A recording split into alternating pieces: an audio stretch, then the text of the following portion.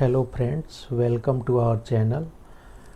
पिछले सेशन में हम लोग फंडामेंटल राइट्स के बारे में पढ़ाई शुरू की थी। उसी सेशन को आगे बढ़ाते हुए आज हम लोग आगे के पॉइंट्स को देखेंगे। जब देश में संविधान बन के तैयार हुआ था 1950 में, उस समय संविधान में जितने भी प्रोविजंस डाले गए थे उनको 22 पार्ट्स में डिवाइड किया गया था। 22 खंडों में पूरे संविधान को, हमारे इंडियन कॉन्स्टिट्यूशन को टोटल 22 पार्ट्स में डिवाइड किया गया है, 22 खंडों में विभाजित किया गया है। तो जिस पार्ट में, जिस भाग में फंडामेंटल राइट को जगह दी गई है वो भाग है पार्ट 3, भाग 3। संविधान के भाग 3 में फंडामेंटल राइट्स को जगह दी गई है। आर्टिकल 12 से 35 तक ओरिजिनल कॉन्स्टिट्यूशन में, ओरिजिनल संविधान में टोटल 395 आर्टिकल्स हुआ करते थे।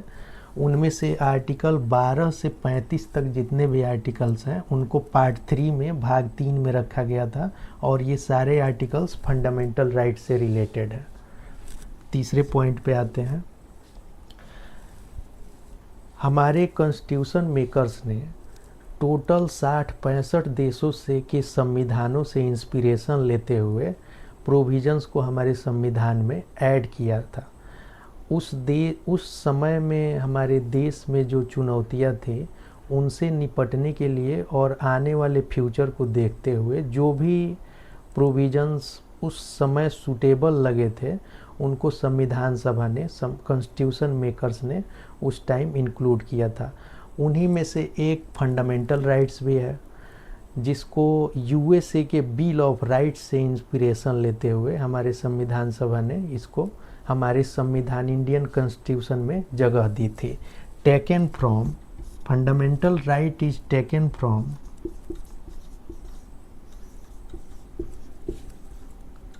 Bill of rights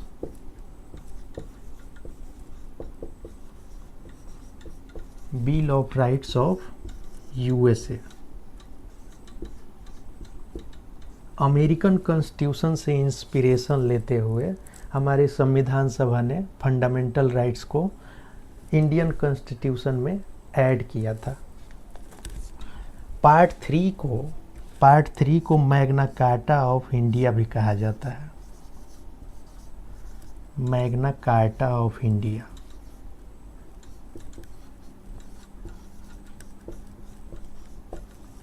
Magna carta of India क्यों कहा जाता है, इसके पीछे सबसे बड़ा रीज़न ये है कि जो फंडामेंटल राइट का कंसेप्ट है, किसी भी देश में जो अधिकारें नागरिकों को दी गई हैं उनका सोर्स जो है वो मैग्ना कार्टा है। ग्रेट चार्टर भी इसको कहा जाता है। 1215 ईस्वी में इंग्लैंड में एक राजा हुआ करते थे, किंग जॉन। वहाँ पे उनका वर्चस्व इतना बढ़ गया था कि जनता वहाँ पे एकदम परेशान थी उनके मनमाने तरीके से सरकार चलाने की वजह से। तो जनता ने क्रांति को अपना रास्ता बनाया, रिबेलियन शुरू हो गए। उसको देखते हुए, वहाँ के लोगों को डिमांड को देखते हुए एक लिखित डॉक्यूमेंट तैयार किया गया 1215 ईस्वी में। इंग्लैंड में किंग जॉन के नेतृत्व में एक लिखित डॉक्यूमेंट तैयार किया गया जिसमें नागरिकों को कुछ अधिकारें दी गए। उन अधिकारों को मैग्ना कार्टा कहा जाता है, ग्रेट चार्टर कहा जाता है और वही सोर्स बना सारे संविधानों में फंडामेंटल राइट्स का। बाकी देशों ने फंडामेंटल राइट के कंसेप्ट को अपने संविधान में इंग्लैंड के मैग्ना कार्टा से ही इंक्लूड करना शुरू किया और यूएसए ने भी बिल ऑफ राइट्स में फंडामेंटल राइट को जगह दी थी और हमारे संविधान सभा ने हमारे कॉन्स्टिट्यूशन में बिल ऑफ राइट्स को इंस्पिरेशन मानते हुए इंडियन कॉन्स्टिट्यूशन में फंडामेंटल राइट्स को ऐड किया था। अब हम आते हैं दूसरे पॉइंट पे। फंडामेंटल राइट जो है ये सरकार के पावर को लिमिट करता है। सरकार मनमाने तरीके से जो अधिकार नागरिकों को दिए गए हैं उन पे बंदिशें नहीं लगा सकती हैं। फंडामेंटल राइट्स का बेसिक काम यही होता है कि अनलिमिटेड पावर सरकारों का उसको रोका जा सके। तो इसलिए ये negative impression on state, negative impression on state create करता है। यहाँ पे स्टेट का, राज्य का मतलब ये होता है, जो हम इसको आर्टिकल 12 में पढ़ेंगे। अब हम सीधे आर्टिकल 12 से 35 तक पढ़ते जाएंगे। तो हम शुरुआत सबसे पहले आर्टिकल 12 से करेंगे। आर्टिकल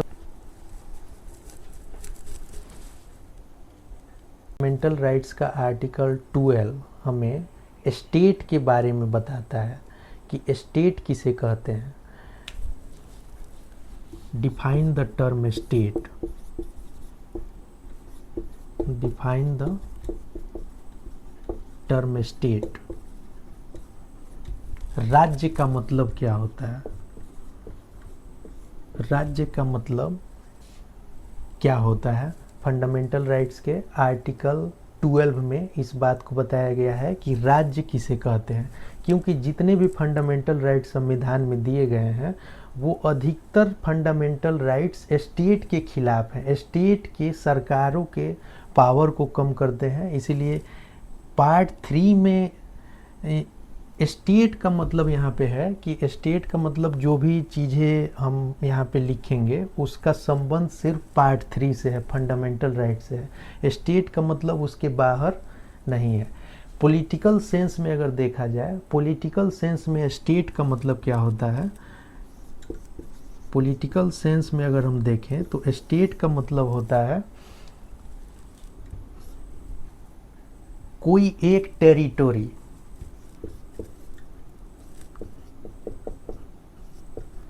कोई एक टेरिटोरी मतलब कि सीमा फिक्स हो, किसी भी जगह का सीमा फिक्स हो, वहाँ पे रहने वाले लोग हों, हैव पीपल,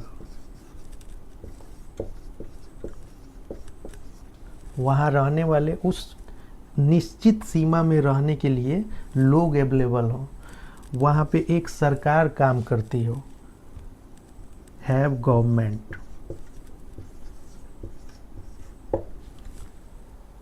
और वो सरकार सोवरिन तरीके से काम करती हो कि उस खास टेरिटोरी के अंदर जितने भी लोग रह रहे हैं और वहाँ जो सरकार चल रही है वो अपना डिसीजन खुद ही ले रही है, वो किसी दूसरे के ऊपर निर्भर नहीं है। Sovereign in nature, government is sovereign in nature.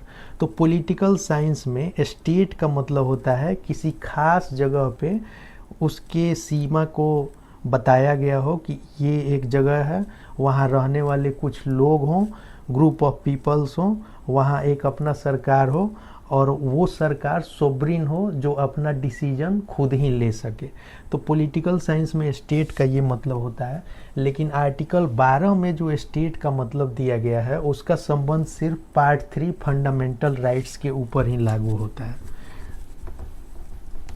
तो आर्टिकल 12 में जो स्टेट का मतलब दिया गया है तो यहाँ पे 4 बातें दी गई हैं। फंडामेंटल राइट्स किसके पावर को लिमिट करता है? तो स्टेट के पावर को लिमिट करता है। स्टेट में कौन है? तो सेंट्रल लेवल पे यहाँ लिखा गया है आर्टिकल 12 में, स्टेट का मतलब government and parliament, and parliament, government and parliament. Government का मतलब होता है political head and executive head दोनों। पॉलिटिकल हेड में प्राइम मिनिस्टर और बाकी यूनियन मिनिस्टर्स आते हैं, और एक्सिक्यूटिव हेड में जितने भी ऑर्गेनाइजेशन और जितने भी अथॉरिटी गवर्नमेंट ऑफ इंडिया के अंदर काम करते हैं, जितने भी ऑफिसर्स काम करते हैं जो आदेश देने में सक्षम हैं, उनको एक्सिक्यूटिव हेड में रखा जाता है। तो पॉलिटिकल और एक्सिक्यूटिव हेड को मिला के गवर्नमेंट कहा जाता है कानून लेवल पे। पार्लियामेंट जो भी कानून बनाती है उसके पावर को लिमिट किया गया है, स्टेट का टर्म उसे भी दिया गया है क्योंकि ये कानून बनाने में सक्षम है parliament. Government and state legislature. State legislature राज्य की सरकारें, राज्य में मुख्यमंत्री हों या फिर दूसरे मंत्री हों, और एग्जीक्यूटिव हेड जो राज्य में जितने भी पदाधिकारी हैं, जितने भी ऑफिसर्स हैं, executive head plus political head equal to government. उसके बाद स्टेट लेजिस्लेचर्स, जितने भी राज्य सरकारें हैं हमारे देश में, वहाँ पे जितने भी विधानसभाएं हैं, तो उनको स्टेट के कैटेगरी में रखा गया है। तीसरा पॉइंट है local bodies. Local bodies, local bodies का मतलब है पंचायत, गांव के लेवल पे, विलेज लेवल पे पंचायत, ब्लॉक लेवल पे पंचायत समिति, और जिला लेवल पे जिला परिषद। तो इनको लोकल बॉडीज कहा जाता है क्योंकि ये भी आदेश देने में सक्षम है, तो इनको स्टेट के कैटेगरी में रखा गया है आर्टिकल 12 के अनुसार। उसके बाद आते हैं other authorities. Other authorities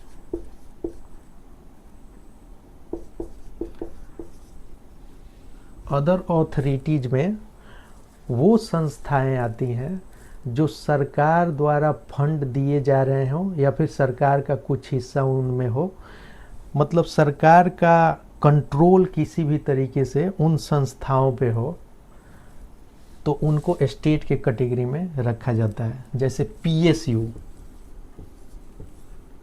public sector undertakings. Public sector undertakings mainly वो होते हैं जिसमें सेंट्रल गवर्नमेंट या फिर स्टेट गवर्नमेंट्स का 51% स्टेक होता है, 51% हिस्सा सरकार का होता है और बाकी 49% हिस्सा उस प्राइवेट कंपनी का होता है, तो उसको पीएसयू कहा जाता है। जैसे एनटीपीसी है, National Thermal Power Corporation, ONGC, SAIL, Steel Authority of India, Gas Authority of India limited.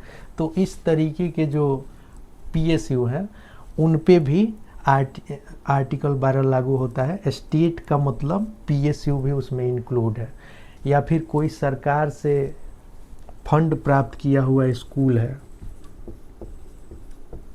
School जो सरकारी स्कूल्स होते हैं, या फिर कोई प्राइवेट स्कूल्स ही है लेकिन सरकार द्वारा उसको पैसा दिया जा रहा है चलाने के लिए, तो वहाँ पे भी स्टेट का टर्म वहाँ पे भी लागू होगा, उस स्कूल पे भी, उस कॉलेज पे भी लागू होगा जो सरकार के पैसों से चल रही है, या फिर सरकारी कॉलेजेज है, या फिर जो भी पढ़ने लिखने का जो साधन है, जो भी देश में जितने भी संस्थाएं हैं, अगर सरकार का उसमें थोड़ा सा भी हिस्सा है तो उसको स्टेट के कैटेगरी में आर्टिकल 12 में माना गया है।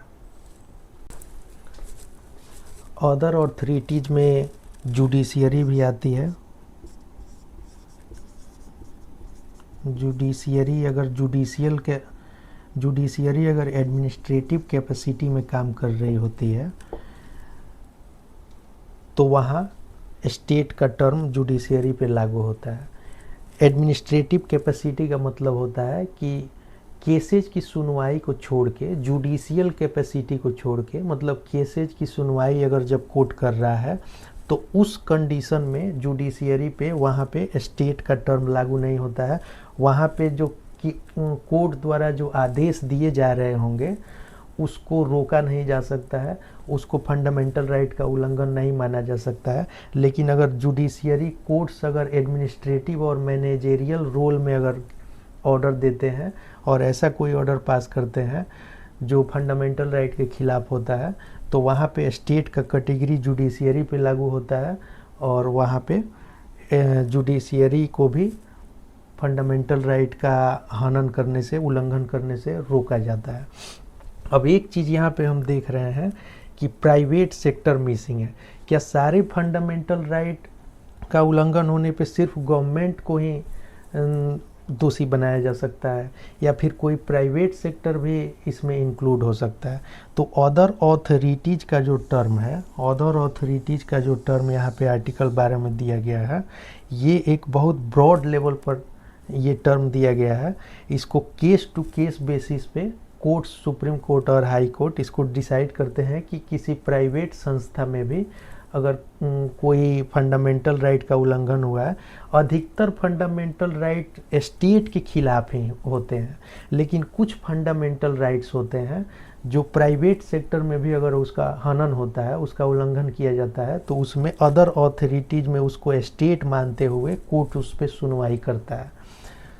तो जैसे कुछ आर्टिकल्स होते हैं, जैसे human trafficking, human trafficking, human trafficking, मानव तस्करी।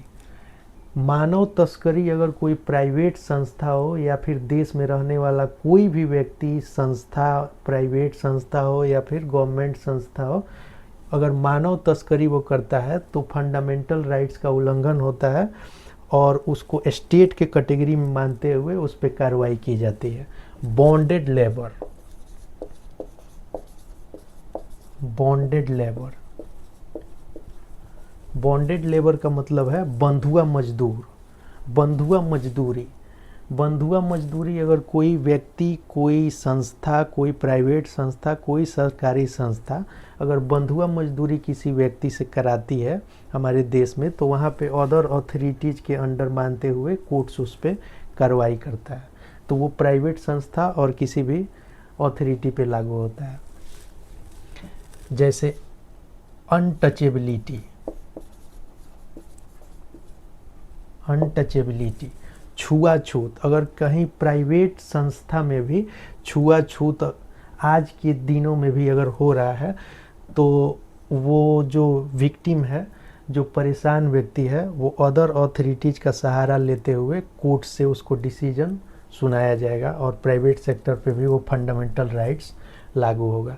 तो इस तरीके के जो कुछ फंडामेंटल राइट्स हैं जो प्राइवेट सेक्टर और सरकारी संस्थाओं दोनों पे लागू होते हैं, लेकिन अधिकतर फंडामेंटल राइट्स स्टेट के ही खिलाफ होते हैं। तो स्टेट में government, parliament, state government, state के जो विधानसभा, विधान परिषद होते हैं, लोकल बॉडीज और अदर अथॉरिटीज़ में जो PSU आते हैं, जो सरकार द्वारा पैसा प्राप्त करते हैं, स्कूल कॉलेज होते हैं, तो इनको स्टेट के कैटेगरी में माना गया है। तो अधिकतर जो फंडामेंटल राइट हैं वो स्टेट के सीमाओं को फिक्स करते हैं, लेकिन कुछ फंडामेंटल राइट्स ऐसे भी हैं जो प्राइवेट सेक्टर पे भी लागू होते हैं। अब हम नेक्स्ट क्लास में आर्टिकल 13 के बारे में, आर्टिकल 13 के बारे में जिक्र करेंगे। आज के लिए इतना ही। Thank you for watching my videos.